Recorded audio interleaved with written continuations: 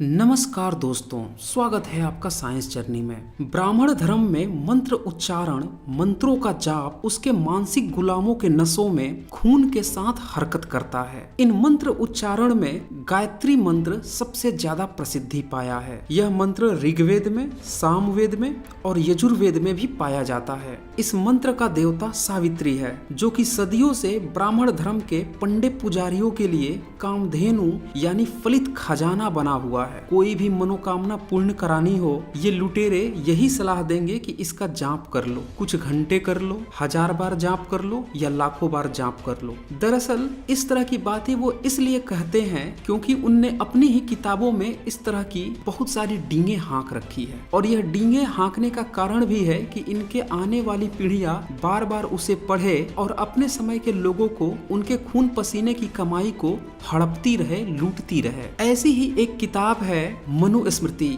जिसपे चाहे आर्य समाजी हो या सनातनी, दोनों बहुत ही श्रद्धा भाव रखते हैं। इस मनुस्मृति के अध्याय 2 में 76 में कहता है, ब्रह्मा ने ऋग्वेद, यजुर्वेद और सामवेद से भू, भुवः, स्वः ये तीनों व्याहृतियां निकाली। 78 में कहता है, यदि विप्र इन तीनों व्याहृतियों के साथ प्रातः साय गायत्री का जाप करे तो उसे 3 वेद पढ़ने के समान पुण्य प्राप्त होता है। 79 में यह गप्पे हाँकता है, यदि द्विज तीनों व्याहृतियों के साथ गायत्री का ग्राम के बाहर नदी तीर पर अथवा वन में 1000 बार जाप करे तो वह बड़े से बड़े पाप से उसी प्रकार मुक्त हो जाता है जैसे सर्प केंचुली उतारकर मुक्त हो जाता है। श्लोक 80 में, जो संध्या समय इसका जाप नहीं करता वह चाहे शेष धार्मिक कृत्य हवन आदि क्यों न करता हो, निंदा का पात्र बनता है। श्लोक 81 में गायत्री का ब्रह्मा अथवा वेद का मुख समझना चाहिए।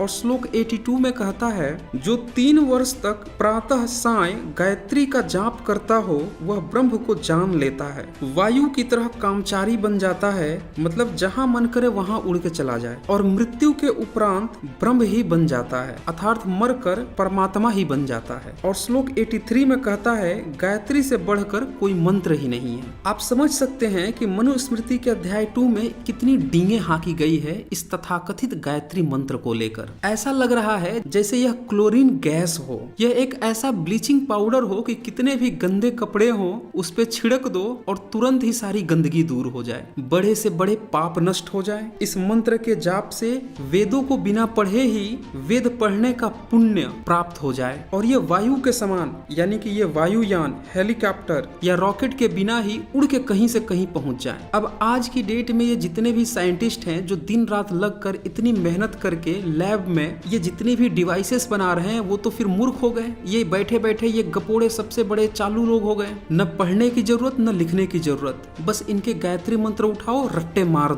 दो 1000 बार, लाख बार। मृत्यु के बाद तो परलोक सुधरेगा ही सुधरेगा, इस लोक में भी ये सारी सीटें बुक कर देंगे, केवल जाप ही करना है आपको। ऐसा ही इनने शंख स्मृति के अध्याय 12 में भी लिख रखा है, इसे भी सुने। 100 बार गायत्री मंत्र का जाप करने से दिन के किए हुए पाप नष्ट हो जाते हैं। 10,000 जाप करने से सब पाप स्वाहा हो जाते हैं। 1 लाख जाप करने से सोने की चोरी करने वाला, ब्रह्म हत्यारा, गुरु की पत्नी से व्यभिचार करने वाला, शराबी सब शुद्ध हो जाते हैं। किसी को मारना हो तो घी की आहुतियां देता हुआ गायत्री मंत्र जपे।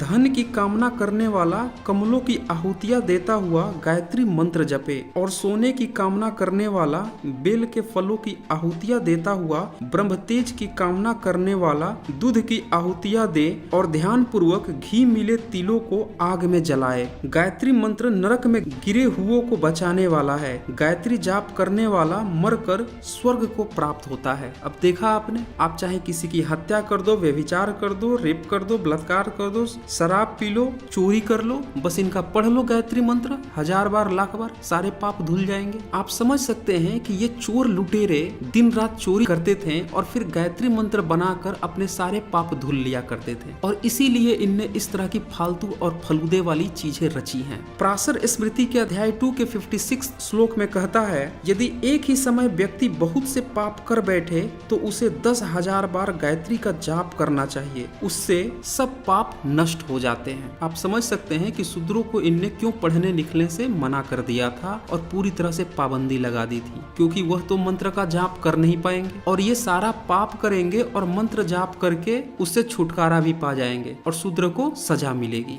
तो ये तो थी कहानी इनके पूरे बवंडर रचने की। अब आते हैं थोड़ी इसकी डिटेल्स में। पहले तो हमें यह जानना होगा कि यह जो गायत्री मंत्र है इसका अर्थ क्या है। जिस शब्द को ये बार बार उच्चारण करने की सलाह दे रहे हैं उसका अर्थ भी समझना जरूरी है। चूंकि 19वीं सदी में दयानंद सरस्वती ही वेदों के सबसे बड़े प्रचारकर्ता थे, इसीलिए उनका जो यजुर्वेद का भाषा भाष्य के पृष्ठ 1120 पे जो अनुवाद किया है उसको भी देख लेते हैं। हे मनुष्यों, जैसे हम लोग कर्म कांड की विद्या, उपासना की विद्या और ज्ञान कांड की विद्या को संग्रह पूर्वक पढ़ के जो हमारी धारणावती बुद्धियों को प्रेरणा करे, उस कामना के योग्य समस्त ऐश्वर्य के देने वाले परमेश्वर के उस इंद्रियों से न ग्रहण करने योग्य परोक्ष सब दुखों के नाशक तेज स्वरूप का ध्यान करें, वैसे तुम लोग भी इसका ध्यान करो। अब देखिए, छोटा सा मंत्र था, उसको इनने कितना लंबा चौड़ा फैला दिया है। अगर इस भाषा भाष्य को आसान भाषा में मूल शंकर तिवारी उर्फ दयानंद सरस्वती जो बताते हैं उसका मतलब यह निकलता है, परमात्मा लोगों को उपदेश देता है कि जैसे मैं परमेश्वर का ध्यान करता हूँ वैसे तुम भी करो। अब पता नहीं परमेश्वर कितना दुखियारा है कि वो भी किसी का ध्यान करता है। अर्थात इसका सीधा सा अर्थ है, परमात्मा अपना उदाहरण देकर मनुष्यों को उपदेश देता है कि तुम भी उसी का ध्यान धरो जिसका मैं धरता हूँ, यानी परमेश्वर का भी कोई परमेश्वर है। अब जरा सोचिए, आप इस मंत्र का 1000 बार, लाख बार भी जाप कर लो तो आपकी मनोकामना कैसे पूर्ण होगी। शब्द गपोड़ दोगे, मनोकामनाएं ही पूरी हो जाएंगी। अब कुछ लोगों को यहाँ पे इस बात की दिक्कत हो सकती है कि ये जो आपने अनुवाद दिखाया ये तो आर्य समाजियों का था, इसीलिए जरूरी है कुछ ऐसे भाष्यकारों का भी दिखाया जाए जो बहुत ज्यादा मान्यता प्राप्त हो। ऐसे में एक चतुर्वेद भाष्यकार विद्वान श्रीपाद दामोदर सातवलेकर कृत वेदामृत पृष्ठ 438 पे लिखा हुआ गायत्री मंत्र का अनुवाद भी देख लेते हैं। इसमें ये लिखते हैं, सदचित आनंद स्वरूप जगदुत्पादक ईश्वर के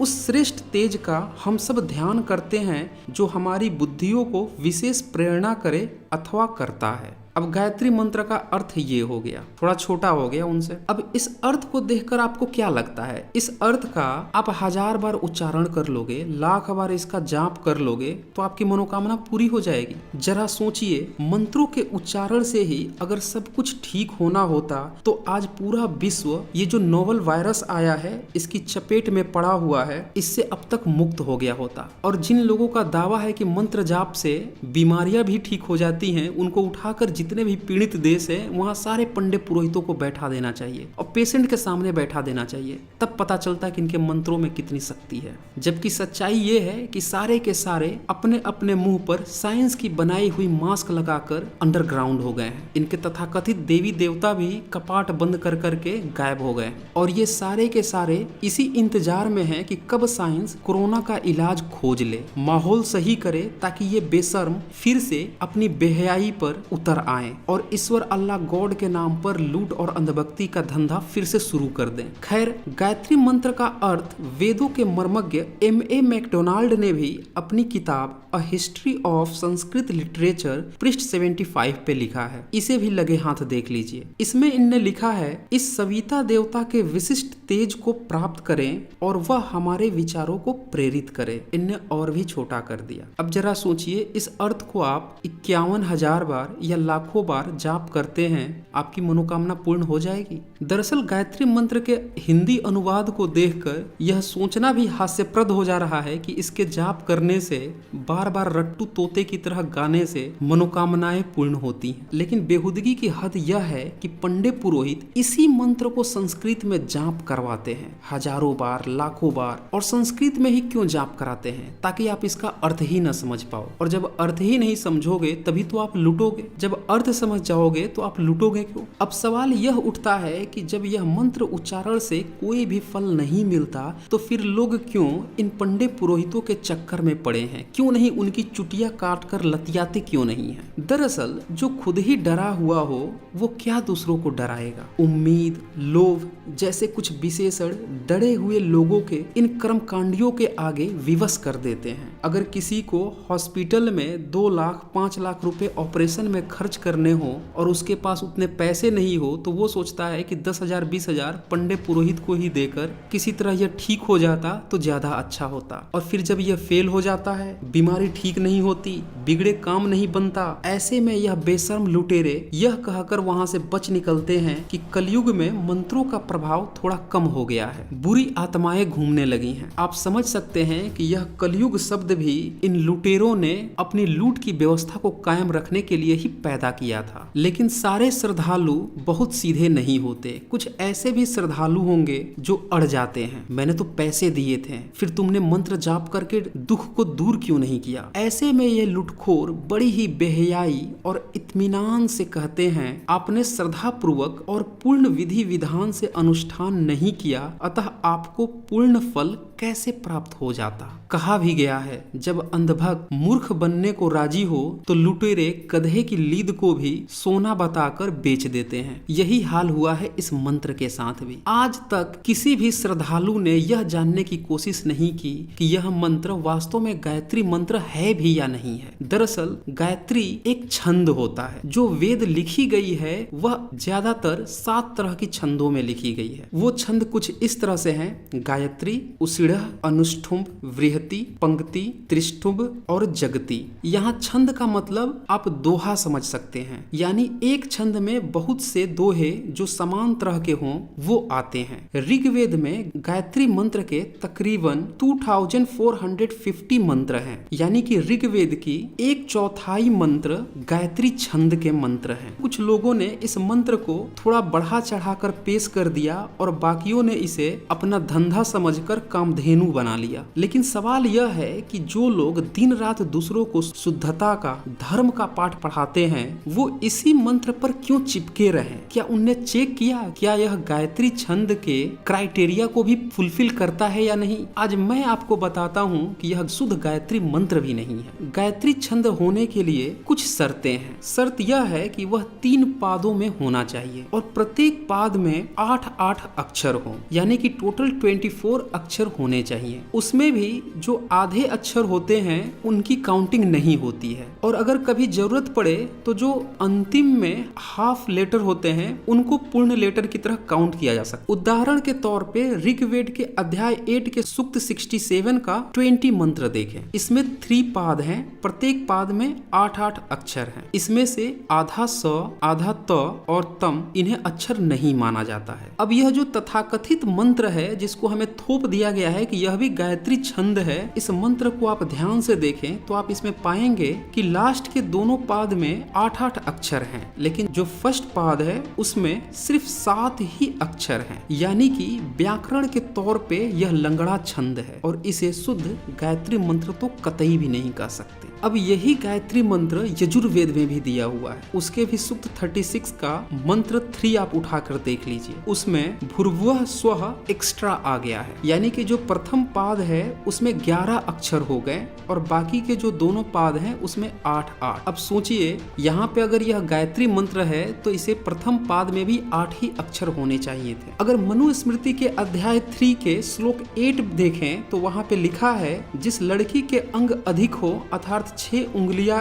आदि तो उनसे शादी ही नहीं करनी चाहिए, और कम हो तो उसको ये अनिष्ट मानते थे। अब इस मंत्र को ही देख लीजिए, ऋग्वेद में जो मंत्र लिखा था जिसको ये गायत्री मंत्र प्रचारित करते हैं उसमें 1 अक्षर ही नहीं था और इसमें 3 अक्षर अधिक हो गए, तो ये काहे का गायत्री मंत्र। यहाँ पे आपको बिल्कुल क्लियर हो जाना चाहिए कि ये ढपोर संखी किस कदर आपको सदियों से मूर्ख बनाते आए हैं। जो गायत्री छंद है ही नहीं उसे भी गायत्री मंत्र बताकर पूरी दुनिया को ही बेवकूफ बनाते आए हैं। संस्कृत के प्रकांड विद्वान डॉक्टर सुरेंद्र कुमार शर्मा अज्ञात अपनी पुस्तक क्या बालू की भीत पे खड़ा है हिंदू धर्म के पेज 493 में विभिन्न प्रमाणों के साथ यह बात साफ तौर पे लिखते हैं कि वेद अगर ईश्वर की रचना है तब तो यह आक्षेप और भी गंभीर हो जाता है, क्योंकि इतनी बड़ी शक्ति वाले कल्पित परमात्मा का वर्ण संकर यानी कि दोगला छंद बनाना बुरी तरह अखरता है। साथ ही वो 3 कंक्लूजन भी देते हैं कि गायत्री मंत्र किसी मंत्र का जाप हमें अविष्ट किनारे नहीं लगा सकता।